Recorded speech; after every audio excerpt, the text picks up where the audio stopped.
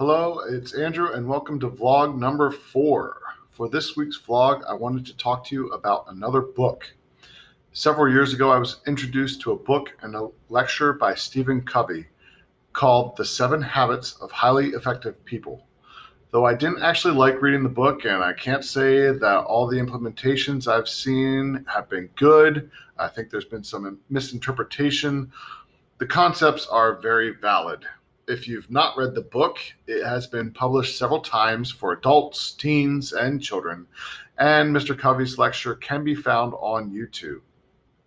As I reflect on my time studying with action karate, I can't help but think about how applicable the 7 habits are, and I'm fairly sure that I've heard lessons taught by Mr. Bittner on at least a few of the 7 habits.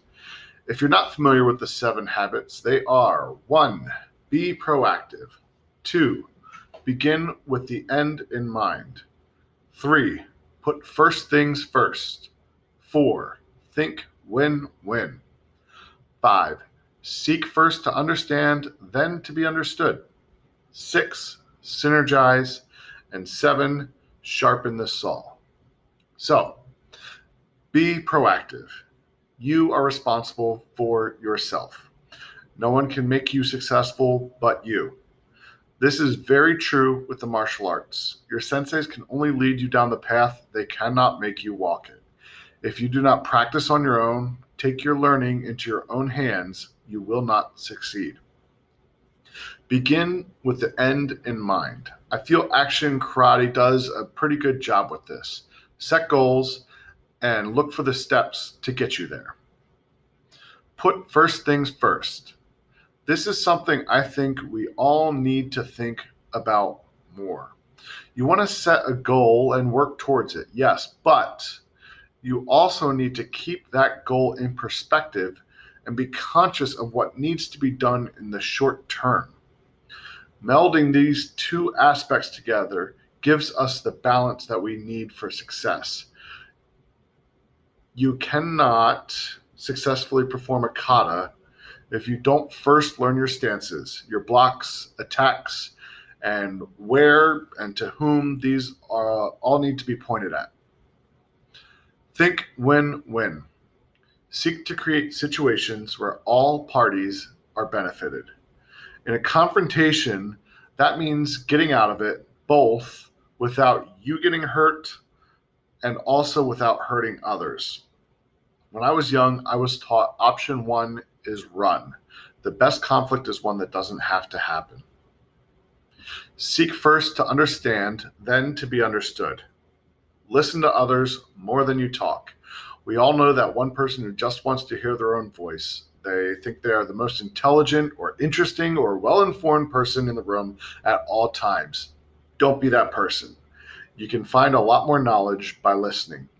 Each person has a unique background, views, strengths, and weaknesses, and it's more important to understand others so that we can strengthen ourselves. This is not only in training, but also should a combat situation arise. To quote the ancient Chinese general Sun Tzu, know thy enemy.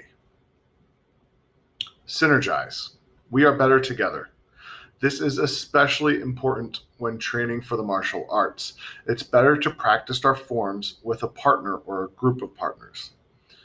This is obvious when you practice a new self-defense technique. You first learn it by watching your sensei. Next, you're going to practice it in the air a few times. This is all fine, but you don't truly understand the technique until you get the chance to try it on someone else. You really start to understand it when that technique is done to you. Even if it hurts, especially if it hurts. We must work together in a safe, controlled environment to ensure that we can rely on our training should a real situation arise.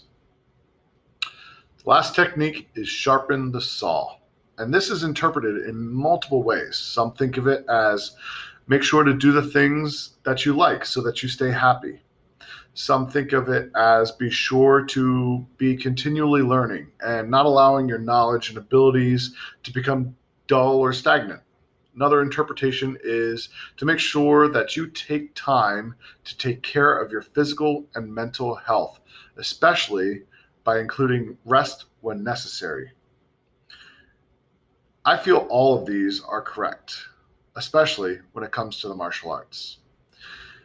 If you do not take the time to do the things that will make you happy, be that travel, spending times with friends or family, reading, watching movies, enjoying a hobby, or even playing games, you'll experience burnout. I've been there. I'm sure most adults will tell you that they've been there at some point too. Make sure you know what makes you happy and make sure to find time to fit that into your life. Not taking time to recover is a big no-no. I love sparring. I really do. When I was studying karate at Action Karate Nazareth, I once pulled my calf muscle real bad. It hurt so much that I had a hard time driving home that night. I gave myself some recovery time, but ended up not being enough. So I pulled it again, doing the exact same kick, and it was even worse. You must be aware of your body and your mind, and when they're trying to give you signals that you need to take some recovery time, do it. If your body is giving you warning signs, listen. Also, seek help.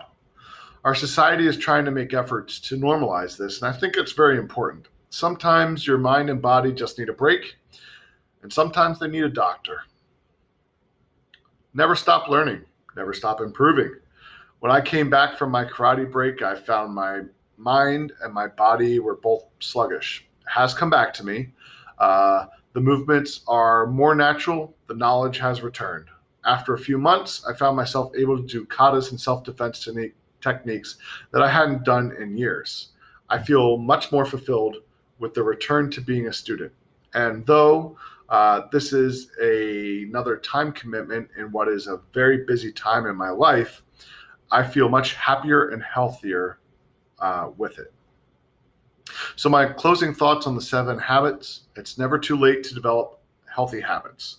You may want to start with the first 3 before moving on to habits 4 through 6, and always keep habit 7 in mind. Look for ways to implement them into your life and acknowledge and reward yourself when you do. Hope you have a good week. Hope you're being happy and healthy. I'll see you next time.